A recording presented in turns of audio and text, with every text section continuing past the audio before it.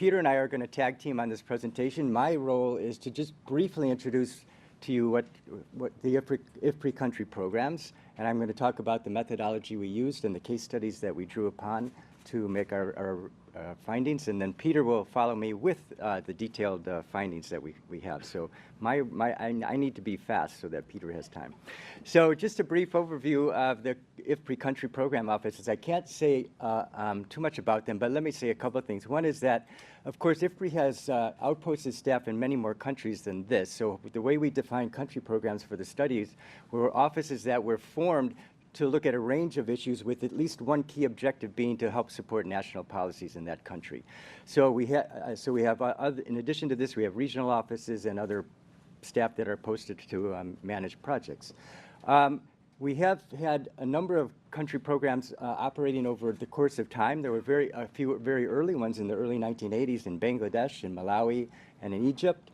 But it was not till after 2003 where there was a concerted effort to decentralize in IFPRI, and following that, there was a much greater expansion of the IFPRI country programs into what they call the country strategy and support programs.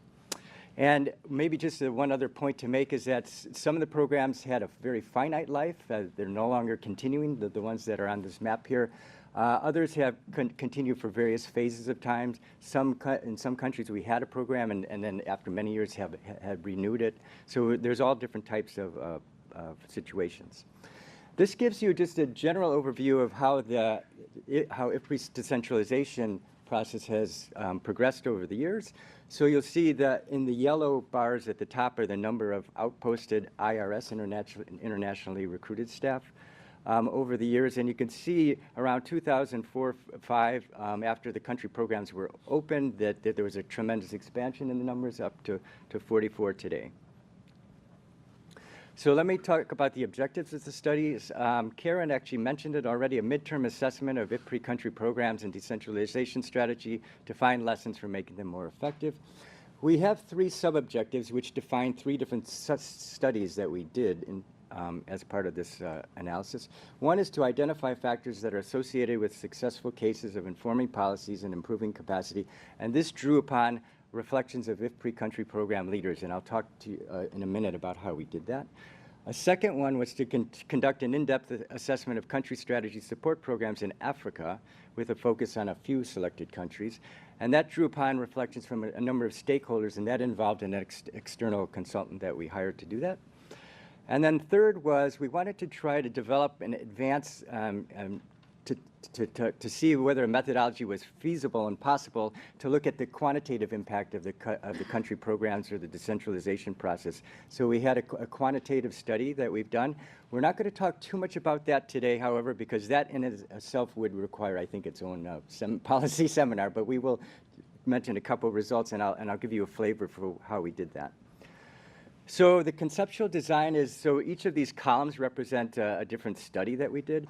So on the green one on your left, we started off the whole process by having a survey that we sent to current country program leaders.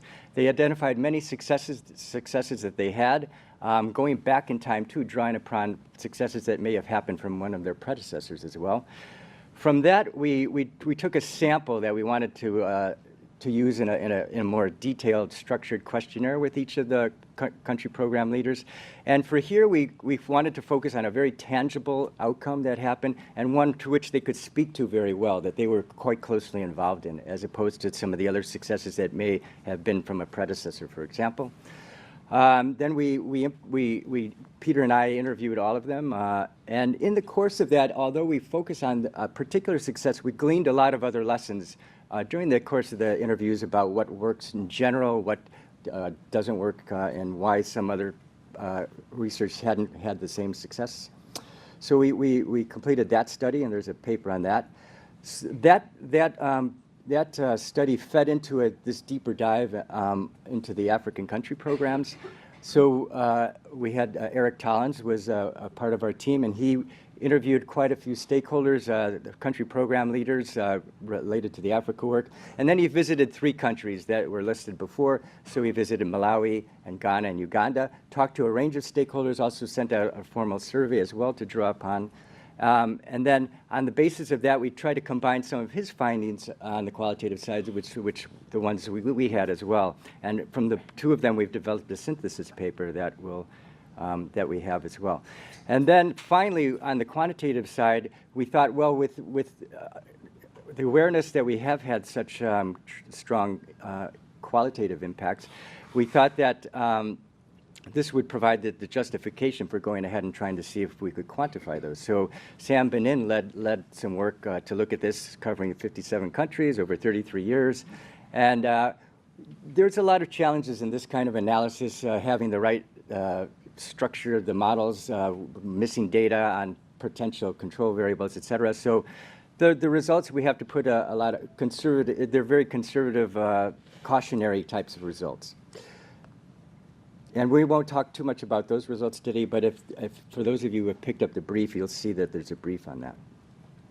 Okay, so for the country program leader interviews, so as I mentioned, we interviewed all current country strategy support program leaders as of 2017, and we also looked at and talked to former leaders in Bangladesh, China, DRC, for example.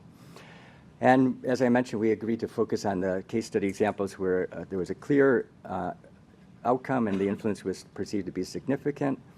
We focused on the importance of the research itself, how unique it was, the quality of the research, the relevance of the research, the partnerships, communications, and other outreach activities in achieving these outcomes. We wanted to get from them a better sense of what was most important in helping to achieve influence.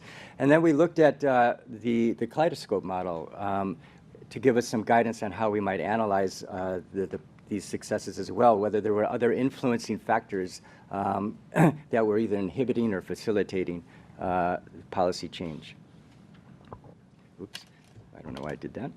Okay, so just then, finally, before sorry, I had two more slides. So the in-depth study, this, as I mentioned, it was Professor Eric Towns did this. So he reviewed materials from 6 countries, Ethiopia, Ghana, Malawi, Mozambique, Nigeria, and Uganda. And as I mentioned, he visited 3 of those countries for in-depth interviews. And he focused on the effectiveness of the programs and the areas for improvement in IFPRI and external environment. So he was asking the stakeholders about their perceived, how they perceive IFPRI in terms of the relevance of their work, their partnerships, their capacity building, their outreach effectiveness, et cetera, those kinds of things. And then my last slide is just to introduce briefly the country program success study cases. So they come from these 8 various countries, and there's, in some cases, we just have one example from a country, and some we have more. I won't go into all the details of these, but just to say a few things, that some of these were quite closely embedded into decision-making processes that were underway.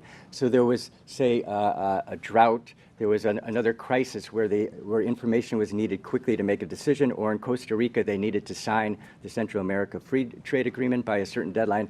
So that information fit into a well-designed process. In other areas, the work was not embedded in such processes and often involved longer gestation periods of doing research and outreach and research and trying to disseminate the results and to get some responses.